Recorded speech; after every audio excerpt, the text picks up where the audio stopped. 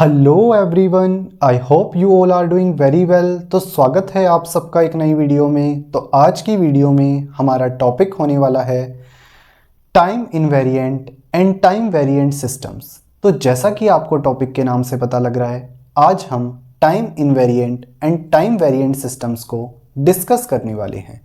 तो video start होने से पहले मैं आपको बता दूं, बोर्ड पे हम जो भी डिस्कस करेंगे उन सब की फ़ोटोज़ आपको डिस्क्रिप्शन बॉक्स में मिल जाएगी। साथ ही आपकी कंप्लीट रिवीजन के लिए हैंड रिटन नोट्स का लिंक भी आपको डिस्क्रिप्शन बॉक्स में अवेलेबल हो जाएगा, जिसमें हमने हर एक लाइन को बहुत अच्छे से एक्सप्लेन किया हुआ है। तो बिना टाइम वेस्ट किए हुए चलते हैं अपनी वीडियो में।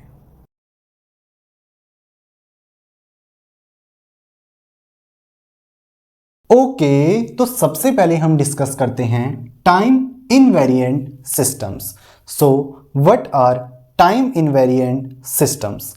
अ system is said to be time invariant if its input output characteristics doesn't change with time। ठीक है, यानी कि कोई भी सिस्टम टाइम इनवेरिएंट तब होता है जब उसका इनपुट आउटपुट कैरेक्टरिस्टिक्स टाइम के साथ साथ चेंज नहीं होता। इनपुट आउटपुट कैरेक्टरिस्टिक टाइम के साथ चेंज नहीं होता, इसका मतलब क्या है कि अगर हम इनपुट में कुछ भी टाइम डिले करते हैं तो सेम हमें क्या है, आउटपुट में टाइम डिले दिखना चाहिए। यानी कि any delay in input must be reflected in its output. यानी कि जितने टाइम के साथ हम इनपुट को डिले कर रहे हैं, सेम टाइम के साथ साथ आउटपुट को भी डिले होता हुआ दिखना चाहिए। ठीक है, मान लेते हैं हमारे पास कोई सिस्टम है जिसको हमने इनपुट दिया है xt, कोरेस्पॉन्डिंग हमें आउटपुट मिल रहा है yt। ठीक है, अब ये सिस्टम हमारे पास टाइम इनवेरिएंट कब होगा?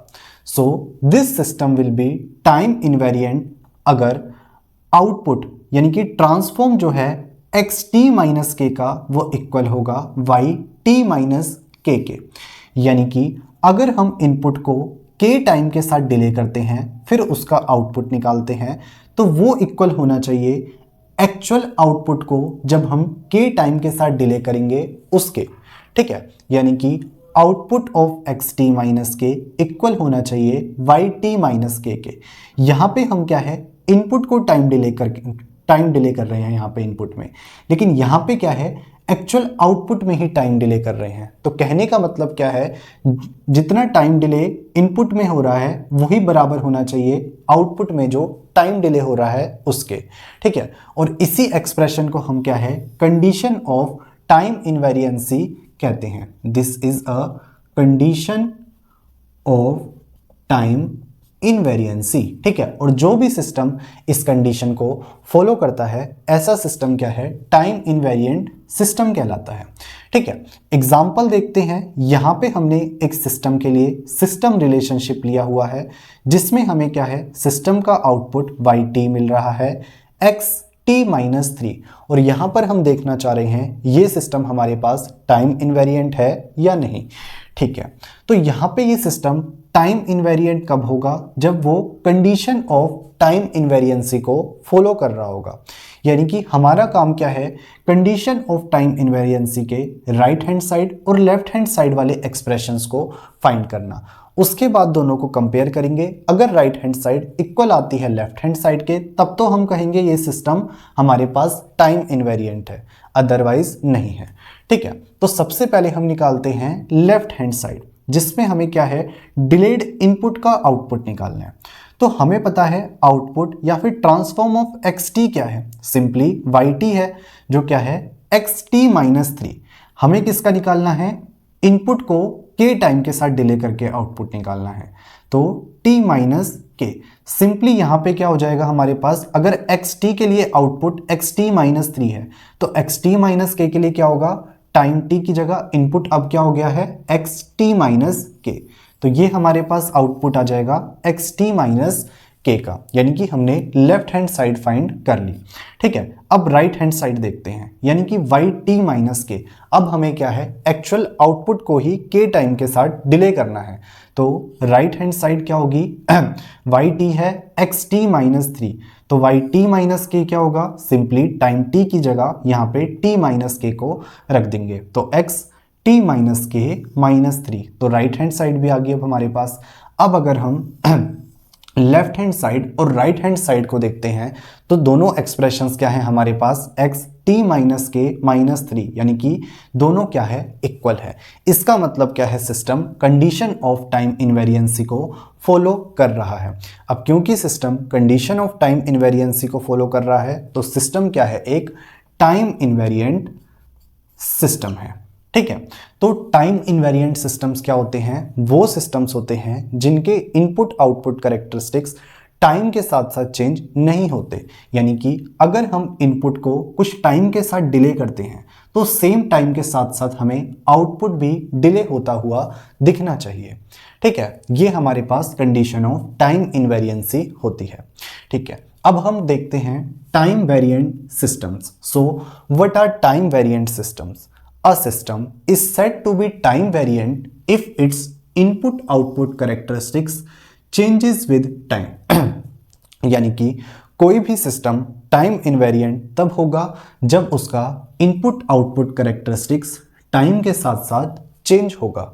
ठीक है, यानी कि अगर हम क्या है इनपुट में कुछ टाइम डिले करते हैं तो सेम टाइम के साथ साथ हमें आउटपुट भी डिले होता हुआ नहीं दिखेगा। यानी कि यहाँ पे टाइम के साथ साथ चेंजेस आएंगे, वेरिएशंस आएंगे। जिस टाइम के साथ हम इनपुट को डिले कर रहे हैं हो सकता है सेम टाइम के साथ आउटपुट डिले होता हुआ हमें ना दिखे। ठीक है, मान लेते हैं हमारे पास कोई सिस्टम है जिसको हमने इनपुट दिया xt, आउटपुट हमें मिला yt। अब ये सिस्टम हमारे पास टाइम वेरिएंट कब होगा?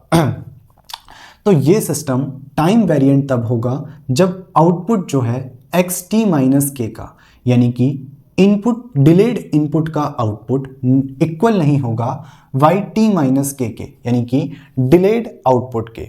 यानी कि डिलेड इनपुट का आउटपुट अगर इक्वल नहीं आ रहा एक्चुअल डिलेड इनपुट आउटपुट के, तो हम क्या कहेंगे, ये सिस्टम हमारे पास टाइम वेरिएंट सिस्टम है। यानी कि टाइम वेरिएंट सिस्टम्स जो हैं वो कंडीशन ऑफ टाइम इनवेरिएंसी को फॉलो नहीं करते। एग्जाम्पल देखते हैं, यहाँ पे हमने एक सिस्टम के लिए सिस्टम रिलेशनशिप लिया हुआ है जिसमें हमें क्या है, आउटपुट yt मिल रहा है सिस्टम का t x t माइनस 1। ठीक है, और हम यहाँ पे ये देखना चाह रहे हैं कि ये सिस्टम हमारे पास टाइम वेरिएंट है या नहीं। ठीक है, अब कोई भी सिस्टम टाइम वेरिएंट कब होता है, जब वो कंडीशन ऑफ टाइम वेरिएंसी को फॉलो नहीं करता। तो यहाँ पे भी हम क्या है, राइट हैंड साइड और लेफ्ट हैंड साइड के एक्सप्रेशन को फाइंड करेंगे।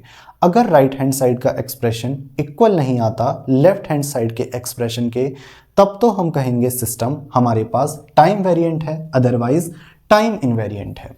ठीक है, तो सबसे पहले हम देखते हैं लेफ्ट हैंड साइड, यानी कि आउटपुट ऑफ xt माइनस के। तो xt का आउटपुट हमें पता है yt है, जो क्या है t xt माइनस 1 है। तो t माइनस के क्या क्या होगा, यानी कि इनपुट अब हमने दिया है xt माइनस के, तो x t माइनस के माइनस 1, ये हमारे पास आउटपुट हो जाएगा x t माइनस के का। यानी कि लेफ्ट हैंड साइड हमने फाइंड कर ली। अब राइट हैंड साइड, तो यहाँ पे क्या है, yt माइनस के, yt हमारे पास क्या है t xt माइनस 1। तो yt माइनस के क्या होगा, सिंपली yt में t की जगह t माइनस के को रख देंगे।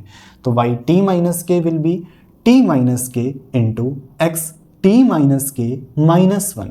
ठीक है, अब अगर हम ध्यान से देखते हैं तो लेफ्ट हैंड साइड और जो राइट हैंड साइड है वो इक्वल नहीं है। क्यों? क्योंकि यहाँ पे हमारे पास t है जबकि यहाँ पे t माइनस के है। तो क्योंकि हमारे पास लेफ्ट हैंड साइड इक्वल नहीं है राइट हैंड साइड के, तो हम क्या कह सकते हैं, ये सिस्टम एक टाइम वेरिएंट सिस्टम है। क्यों? क्योंकि ये कंडीशन ऑफ टाइम इनवेरिएंसी को फॉलो नहीं करता। तो टाइम वेरिएंट सिस्टम्स क्या होते हैं, जिनका इनपुट आउटपुट कैरेक्टरिस्टिक्स टाइम के साथ साथ चेंज हो जाता है। यानी कि जिस टाइम के साथ हमने इनपुट को डिले किया है हो सकता है सेम टाइम के साथ आउटपुट डिले ना हुआ हो। ठीक है, और ये कंडीशन ऑफ टाइम इनवेरिएंसी को फॉलो नहीं करते। तो इस तरीके से हमने क्या है, time invariant and time variant systems का कंप्लीट कंसेप्ट देख लिया, जिसमें टाइम इनवेरिएंट सिस्टम्स क्या होते हैं, वो सिस्टम्स जिनका इनपुट आउटपुट कैरेक्टरिस्टिक टाइम के साथ साथ चेंज नहीं होता और ये कंडीशन ऑफ टाइम इनवेरिएंसी को फॉलो करते हैं। जबकि टाइम वेरिएंट सिस्टम्स क्या होते हैं? टाइम वेरिएंट सिस्टम्स वो सिस्टम्स होते हैं जिनका इनपुट आउटपुट कैरेक्टरिस्टिक्स टाइम के साथ साथ चेंज हो जाता है और ये कंडीशन ऑफ टाइम इनवेरिएंसी को फॉलो नहीं करते। ठीक है, सो आई होप आपको आज का लेक्चर समझ आया होगा। बाकी आप नीचे दिए हुए नोट्स पढ़ेंगे, आपको और अच्छी अंडरस्टैंडिंग मिलेगी। तो आज की वीडियो में इतना ही, मिलते हैं आपसे नेक्स्ट वीडियो में। Till then, peace out, thank you.